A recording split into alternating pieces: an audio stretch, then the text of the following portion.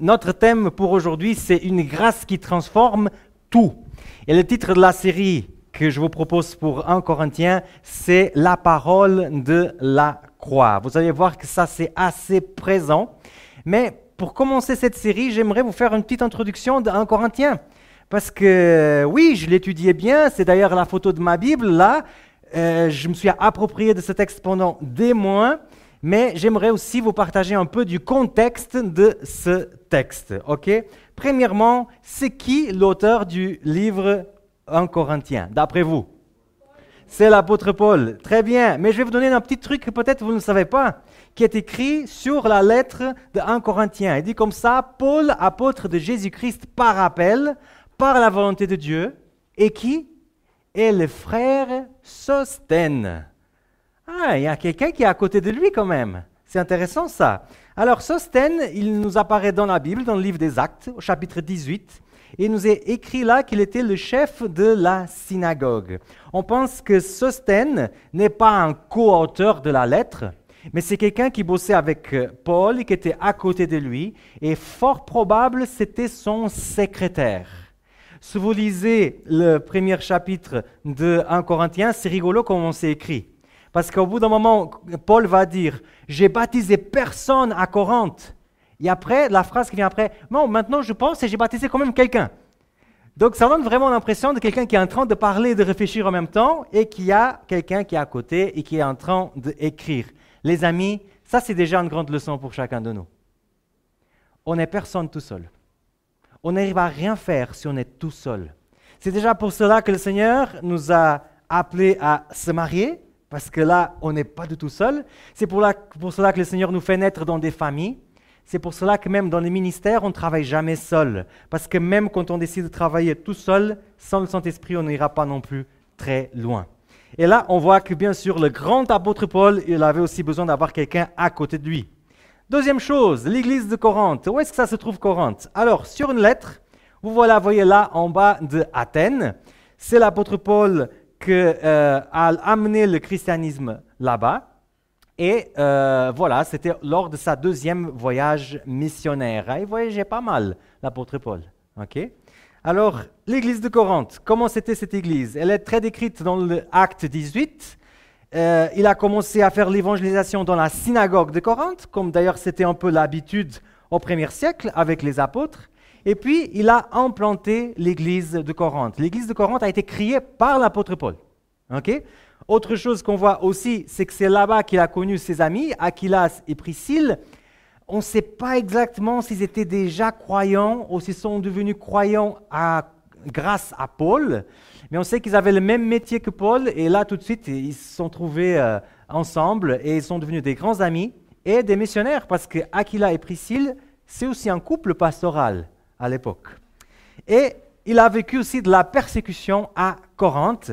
Donc, ce n'était pas comme aujourd'hui. Là, je n'ai pas vraiment des persécutions. J'ai personne qui veut me taper parce que je suis en train de bâtir l'église à Wake, Lausanne.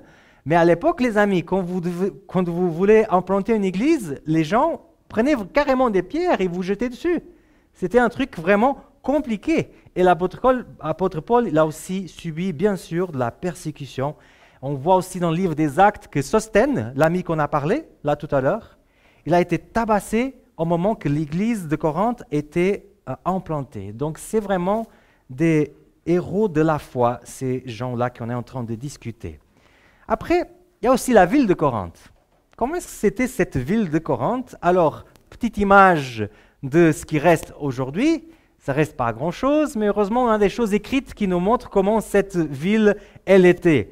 Alors, elle était reconstruite à l'année 44 avant Jésus-Christ par Jules César, avec un but très précis. Alors, il voulait que cette ville soit une sorte de lieu de retraite pour ses soldats.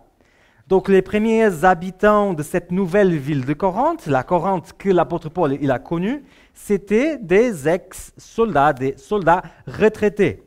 Rapidement, c'est devenu la capitale de la région parce que, bien sûr, soldats retraités égale à argent. Ok? Et voilà, elle avait quand même une grande diversité religieuse parce que tous ces soldats venaient des points différents du globe. Et, détail très intéressant, la ville de Corinthe elle avait tellement une caractéristique que c'est devenu un verbe. À l'époque, quand on disait corinthianiser, on voulait dire avoir une vie dissolue. Donc, à l'époque, Corinthe, ce n'est pas la ville cool pour aller parler de Jésus. Les gens, des descendants des soldats, ne sont pas vraiment tournés vers les choses religieuses. Les religions qui existent, c'est un mélange de tout, on fait ce qu'on veut, et c'est un peu dangereux d'aller là-bas. Et dernière chose que j'aimerais vous parler, c'est justement la structure de cette lettre que l'apôtre Paul écrit aux Corinthiens. Alors, la première partie, il y a un peu les fondements du christianisme. La deuxième, il y a une série de questions. La troisième, on explique comment on devrait faire le culte à l'église. Et la quatrième, on parle de la résurrection des morts. Les amis, j'aimerais voir tout ça avec vous en 4 prédications. Malheureusement, ce n'est pas possible. Donc, on va se centrer dans cette première partie. Et là, vous saurez qu'en tout cas, cette première partie, on va presque la voir verset par verset. OK? Alors, une dernière chose avant d'entrer directement dans ce qu'on va voir aujourd'hui, c'est une phrase de Martin Luther par rapport à cet épître. C'est la plus variée et la plus pratique des épîtres. Qu'est-ce que ça veut dire? Ça veut dire que là-dedans, vous avez beaucoup de sujets différents et tous ces sujets sont des choses pratiques. Alors, mon souhait de partager ça avec la communauté de Renan, c'est justement qu'on puisse en retirer des choses pratiques pour notre vie. Parce que la théorie, voilà, je pense qu'on a assez. Mais prendre quelque chose de la théorie et le mettre dans la pratique, c'est ça qui va nous aider dans ce début d'année. C'est ça qui nous aide vraiment dans notre vie chrétienne. Alors, les amis, qu'est-ce qu'on va voir aujourd'hui? L'introduction, c'est fait. Mais on va voir les bénédictions cachées, les dons spirituels et le temps de la fin, et l'humain versus le divin. Je vous demande déjà des excuses si vous trouvez des erreurs d'orthographe. Vous savez que moi, je ne suis pas francophone. S'il y a quelque chose de grossier, vous me dites à la fin et je les changerai. Mais cependant, vous n'avez pas coupé la prédication pour me corriger. C'est compréhensible, ok? Merci beaucoup. Ok, alors, les bénédictions cachées. Alors, commençons avec ce verset qui nous dit comme ça. « Je rends toujours grâce à mon Dieu à votre sujet pour la grâce de Dieu qui vous a été accordée en Jésus-Christ. » Je rends toujours grâce. J'ai lu ça, je me suis dit, est-ce que je rends toujours grâce? Est-ce que je suis constamment dans le remerciement, dans la gratitude des choses que je vois autour de moi? J'aimerais vous dire oui, mais ce n'est pas vraiment le cas. Moi, je ne suis pas toujours en ça. Et c'est intéressant de voir que l'apôtre, il rend toujours grâce à cause des Corinthiens, grâce aux Corinthiens. Oh, je ne sais pas comment on pourrait dire ça. Au sujet des Corinthiens. Mais ces Corinthiens, quand on lit les lettres, on s'aperçoit qu'ils étaient quand même un peu pénibles. Hein? C'est quand on lit la lettre d'un Corinthien, 2 Corinthiens, on voit qu'il y a des soucis pas possibles dans cette église, qui ne font pas nécessairement tout ce que Paul les avait enseigné. Mais malgré le fait qu'ils sont pénibles, il dit « Je donne grâce devant Dieu du fait que vous êtes là ». Et regardez juste un peu qu'est-ce que les Corinthiens disaient de Paul. En effet, voici ce que l'on dit. Les lettres de Paul sont dures et sévères, mais quand il se trouve parmi nous en personne, il est faible et sa façon de parler est lamentable. Hein? Les Corinthiens cassaient bien du sucre sur le dos de Paul quand il n'était pas présent. Hein? Et il entendait ça après tous les efforts qu'il avait faits pour ces gens-là, de subir la persécution et tout ça, et les gens disaient ça par derrière. Mais malgré le fait qu'il y avait ça, l'apôtre Paul trouvait des choses à remercier pour eux. Quelle chose? Regardez ce qu'il y a là. La grâce de Dieu qui vous a été accordée en Jésus-Christ. Les amis, j'ai pris là une leçon très intéressante pour ma vie. Il y a des personnes des fois qui nous font tellement du mal, qui nous causent tellement de souffrance, que c'est difficile à dire des bonnes choses en prière pour ces personnes. Soyons honnêtes. On veut prier pour les personnes, on veut dire des belles choses, mais il m'a tellement fait mal, c'est tellement dur et tout ça. Qu'est-ce qu'on va dire pour ne pas être hypocrite? L'apôtre Paul nous enseigne avec ce texte-là qu'en fait, si tu trouves absolument rien à dire par rapport à quelqu'un, mais tu veux toujours remercier, tu veux être dans le remerciement et pas dans l'amertume, tu peux dire, Seigneur, je suis très content que cette personne ait la possibilité d'avoir la grâce de Jésus. Et moi, je lisais ça et j'ai mis ça en pratique et c'est fabuleux. Vous prenez une personne que c'est difficile de prier pour elle parce qu'elle vous a fait du mal, ou quelqu'un qui est en train de vous faire du mal aujourd'hui, et vous dites, Seigneur, merci beaucoup parce que ce X-là, il a la possibilité d'avoir le salut. Et ce Y-là, il a la possibilité d'avoir le salut. Et ça nous amène dans un état de rémission et de grâce qui est légère pour notre cœur. En tout cas, moi j'ai trouvé ça léger pour le mien. Et je trouve que ce thème de la grâce, c'est toujours quelque chose qui nous apporte beaucoup de légèreté dans le cœur. Alors, la grâce, bien sûr, qu'est-ce que c'est la grâce? La résurrection, oui. Alors, on va essayer de schématiser ça pour que ça soit bien clair pour tout le monde. Jésus-Christ, il est mort pour tout le monde sur la croix. OK? Mais ce n'est pas parce qu'il est mort pour tout le monde sur la croix que tout le monde est sauvé. Dieu ne va pas nous imposer des choses, il ne va pas nous obliger à faire des choses. Alors, qu'est-ce qu'il me faut à moi pour que ce sacrifice sur la croix puisse devenir une grâce pour moi? Alors, il faut que je dise oui à Jésus-Christ. Je peux taper à ta porte avec le repas sur la main, mais si tu ne prends pas ce repas que je te donne, tu ne vas jamais le manger. Je l'ai préparé, je l'ai amené vers toi, mais si tu ne le prends pas, ça ne sert pas à grand-chose. Okay? La grâce de Jésus, c'est un repas qui est préparé et qui est mis devant nos maisons. Mais pour l'avoir, pour le manger, il faut dire oui à Jésus. Et à partir du moment que tu dis oui à Jésus-Christ, tu deviens un chrétien, mais tu commences aussi un processus de changement. La grâce, en effet, quand tu le dis oui, elle commence à transformer ta vie. Tu commences à voir les choses de façon différente. Tu commences à prier comme l'apôtre Paul. Des gens sont pénibles avec toi, et tu te dis non, mais je vais quand même prier. Parce que moi, je suis aussi pénible avec Dieu. Et Dieu me donne toujours sa grâce. Qui suis-je pour ne pas accorder la grâce aux autres? Ça change la façon de vivre, de voir le monde, parce que le monde ne voit pas comme ça les choses. Et là, dans cette petite schéma, vous avez résumé deux des processus plus importants dans la vie d'un chrétien et qui sont abordés à 1 Corinthiens. Ce qu'on appelle la justification, c'est-à-dire l'acte d'être sauvé, et ce qu'on appelle la sanctification, mais très bien, la conséquence du salut. Okay? J'aimerais vous montrer un texte qui se trouve aussi en 1 Corinthiens qui peut nous amener dans une direction différente. Il dit comme ça, c'est lui qui nous a affermis aussi jusqu'à la fin, pour que vous soyez sans reproche au jour de notre Seigneur Jésus-Christ. Quelqu'un qui lit ça peut se dire, alors si je dois être sans reproche au jour de Jésus-Christ, je dois vraiment travailler parce que, ma vie, elle est vraiment remplie de problèmes. Mais rappelez-vous, qu'est-ce qui fait que tu es sans reproche devant Dieu? Jésus-Christ. C'est la grâce. C'est la croix. Si toi tu arrivais à faire ça tout seul, on n'avait pas besoin de grâce, on n'avait pas besoin de croix. Justement, on a besoin de croix et de grâce parce que nous, on n'arrive pas. Et la façon justement d'être sans reproche au jour de Jésus-Christ, c'est d'accepter Jésus-Christ dans ta vie. Moi, je ne sais pas si tu as accepté Jésus-Christ dans ta vie. Tu peux être adventiste du 7e jour et pas encore avoir accepté Jésus-Christ dans ton cœur. Parce que ce n'est pas quelque chose de visible. C'est quelque chose qui se passe dans ton cœur. Donc, si tu n'as pas encore accepté Jésus dans ton cœur, ce sacrifice, et tu l'as dit de façon orale, « Seigneur, moi je veux accepter ton sacrifice », dis-lui aujourd'hui. Parce que selon le texte, c'est ça qui te fait sans reproche devant Dieu. Alors, si on continue à lire, regardez la conséquence d'accepter la grâce de Dieu. « Car en lui, vous êtes devenus riches de tout, de toute parole, de toute connaissance, puisque le témoignage du Christ a été confirmé en vous. » Quand tu acceptes Jésus-Christ en toi, il y a cette démarche qui commence. Il y a des choses qui se passent et toi, tu changes en mieux. C'est pour ça que le texte dit, tu deviens riche et maintenant tu as de la parole, tu as de la connaissance, chose que tu n'avais pas auparavant. Ça fait aussi partie de ce processus de sanctification. Et c'est ça justement la bénédiction cachée qui est là pour nous tous, mais qu'on doit juste accepter dans notre cœur. Alors, caché aussi et bénédiction pour beaucoup, ce sont les dons spirituels au temps de la fin. Et c'est vrai que dans ce livre-là, 1 Corinthiens, c'est là qu'on va schématiser les dons de l'esprit.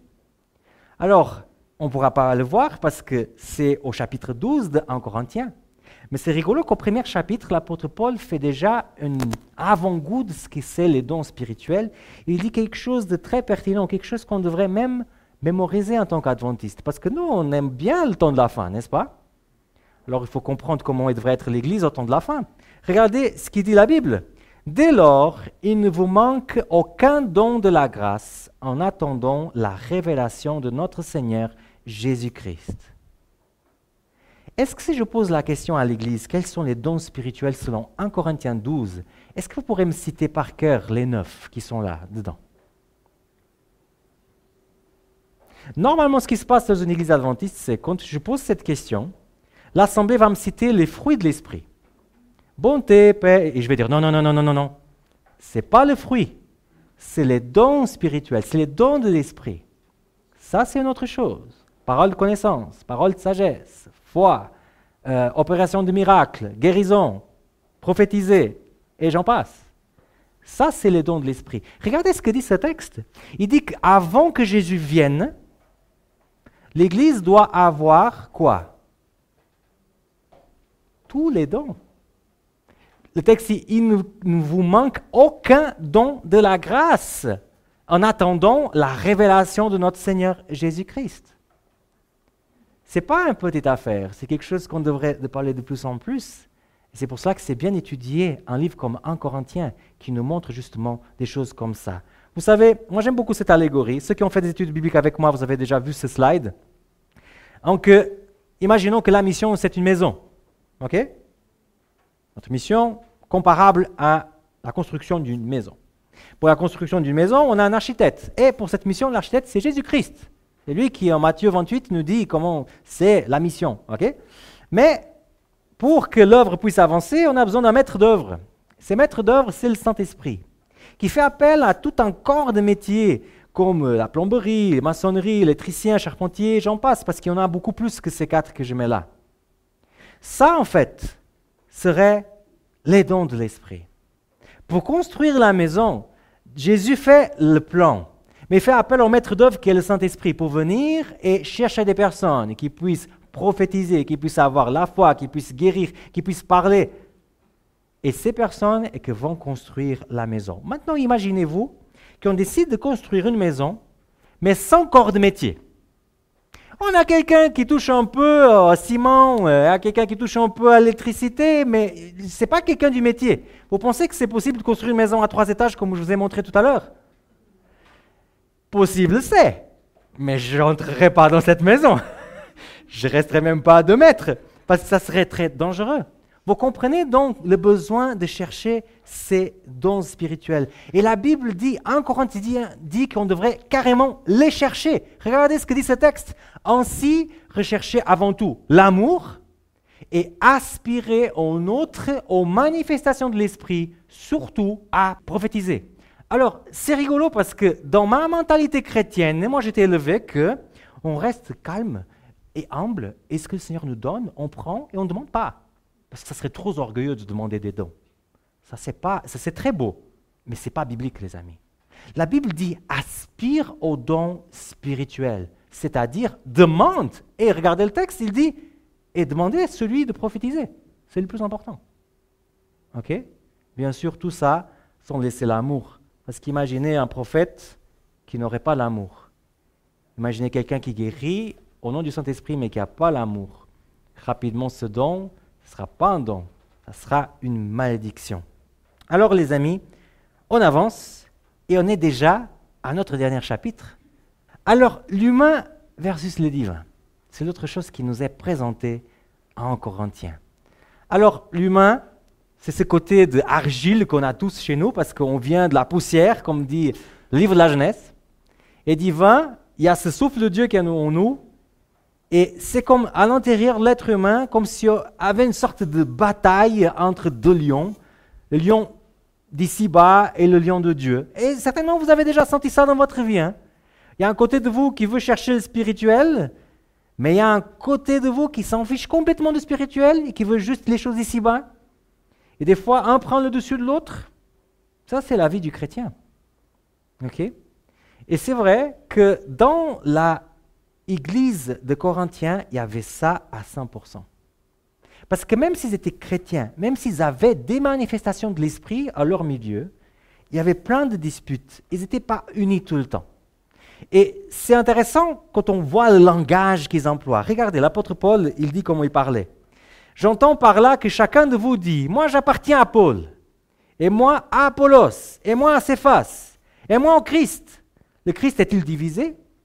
Est-ce que Paul qui a été crucifié pour vous, ou bien est-ce que pour le nom de Paul que vous avez reçu le baptême?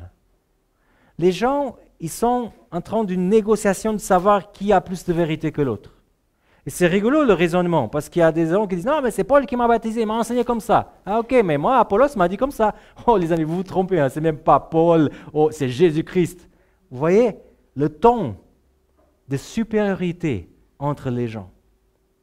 C'est dommage qu'une église comme ça, qui a eu autant de privilèges, a tellement l'humain qui prend le dessus, le souhait d'être plus haut que les autres. Et ça, c'est quelque chose que, d'une façon de se manifester au de l'autre, on l'a tous chez nous. Le souhait d'être un peu détaché des autres. Et c'est dommage qu'on se la prend le chemin de l'Église et quand on vit ça au sein de l'Église. Regardez ce que l'apôtre Paul dit ensuite. « Car le Christ ne m'a pas envoyé pour baptiser, mais pour annoncer la bonne nouvelle. Non pas dans la sagesse du langage, afin que la croix du Christ ne soit pas vidée de son sens. » Je vous raconte une histoire, les amis. Une fois, j'étais avec des amis qui sont autant fervents de la parole comme moi, et on discutait des thèmes. Et en discutant des thèmes de la Bible, on s'est fâchés les uns contre les autres. Chose qui arrive jamais, n'est-ce pas? Normalement, quand on discute la Bible, on ne se fâche jamais parce qu'on est tous chrétiens, et voilà.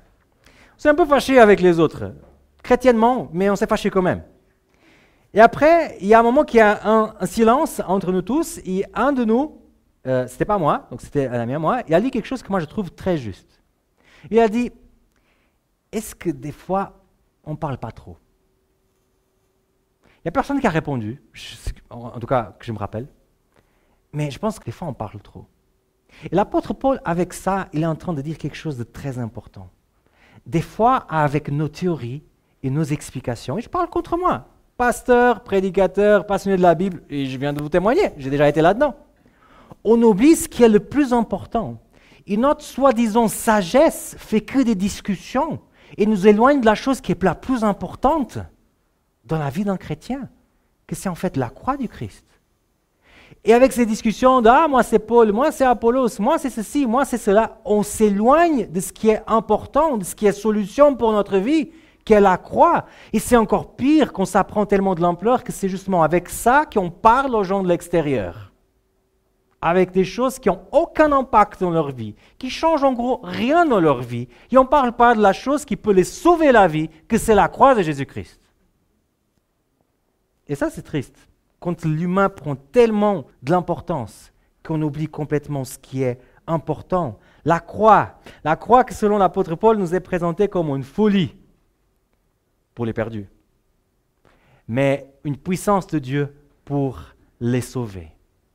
Quelque chose qui n'est pas logique, quelque chose qui est scandale pour les gens. Parler de la croix, expliquer à quelqu'un que parce que, soi-disant, un homme qui n'était pas vraiment homme, mais que c'était Dieu qui est mort au premier siècle, on pourra avoir une vie éternelle. Pour beaucoup de monde là dehors, c'est une folie. Mais pour nous, ce n'est pas une folie. Pour nous, c'est une puissance. On sait que ça, c'est une puissance. Et la question, c'est, est-ce qu'on est en train de partager cette puissance avec les gens qui sont autour de nous? Je termine avec ce texte. « Car la folie apparente de Dieu est plus sage que la sagesse des hommes.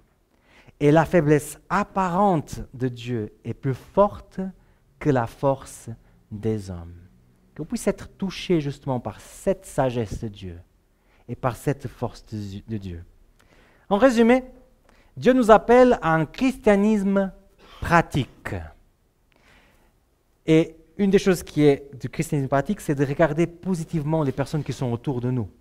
Troisième chose, le Seigneur veut que sa grâce soit transformatrice. La grâce, c'est juste un concept que vous avez appris par cœur. Vous êtes en train de passer à côté de quelque chose.